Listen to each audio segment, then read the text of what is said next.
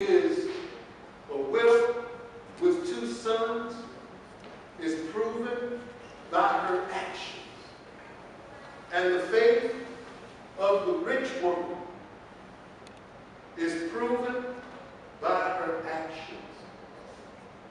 Faith is never immobile. Faith is always moving. Faith is demonstrated. It must be a verb as opposed to being a noun. It must take action. Our belief is manifested through our actions. It does not work any other way. It might work other way in other faith communities. It doesn't work that way in the house of Israel. If you have a Bible, I want you to go with me to the book of Ezra. There's a couple of other things I want to share with you. Where does everything that we do come from? Does it come from Germany, Poland, or Lithuania? Does it come from South Africa, Egypt, or Nigeria? Why do we stand up? Why do we lift our hands?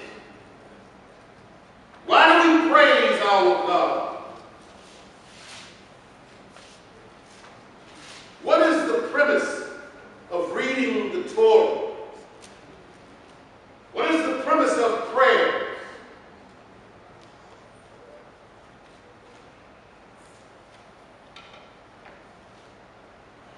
I want you to look at a couple of things with me, please.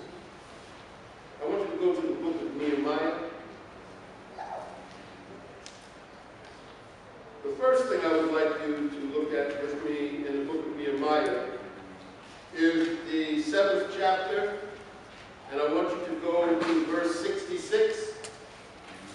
Nehemiah chapter 7, verse 66. I want to just kind of show you a few things here, and then we're going to go to the 8th chapter of Nehemiah as well. They have returned, and now they are gathered, and they are setting out the company and the order of things. And the 66th verse says of the 7th chapter, the whole congregation together was 42,303 score, beside their men servant and their maid servant, of whom there were 7,337. And they had 245 singing men and singing women. Because you know, there are some communities that will teach that a woman's voice can't be heard in the assembly with the voice of a man. I just want you to understand that that is a custom that developed in some other communities, and because it developed somewhere else, it doesn't have to become your custom, your Torah, how you understand the Torah. Because if you notice with me, if you would please, the 8th chapter of the book of Nehemiah, and I said prophet, but Nehemiah is not a prophet. His book is in the book of writings, the Ketuvim.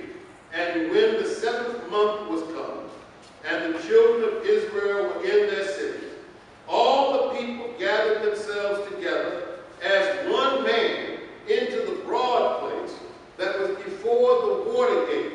And they spoke unto Ezra, the scribe, to bring the book of the law of Moses, which the Lord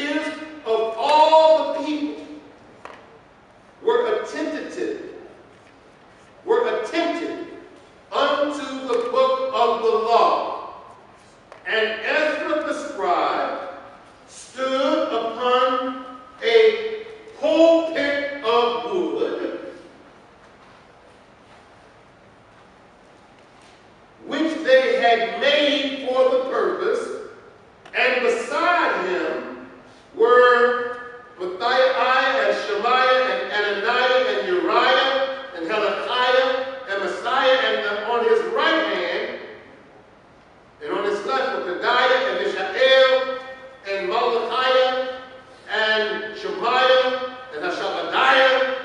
Boy, that's a good name. And Zechariah.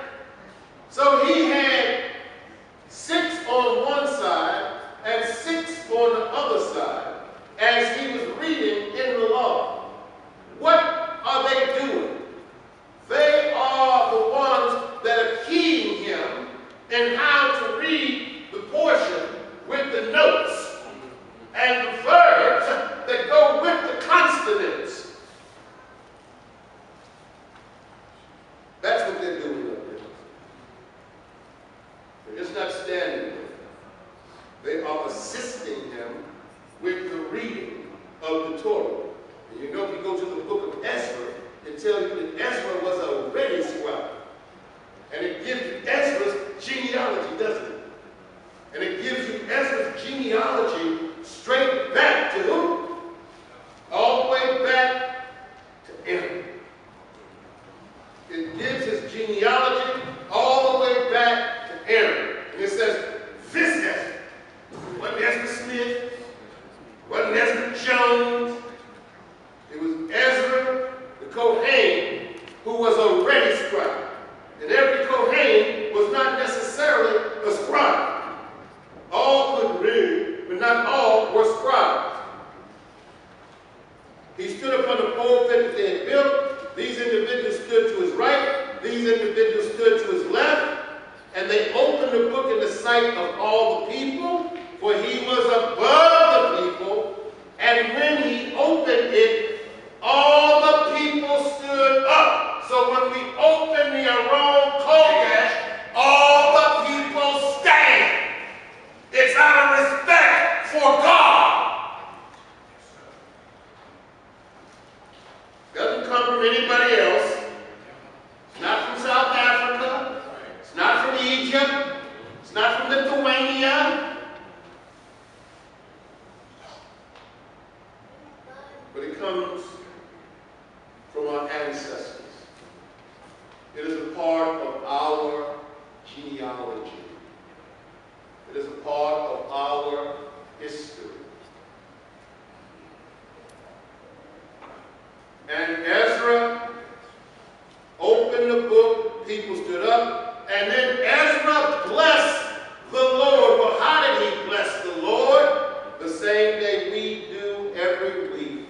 Baruch et Adonai Haniborah. And you say, Baruch Adonai Haniborah Le'olam Va'ed. And it's called the call to worship. And that is when the official service starts with the Baruch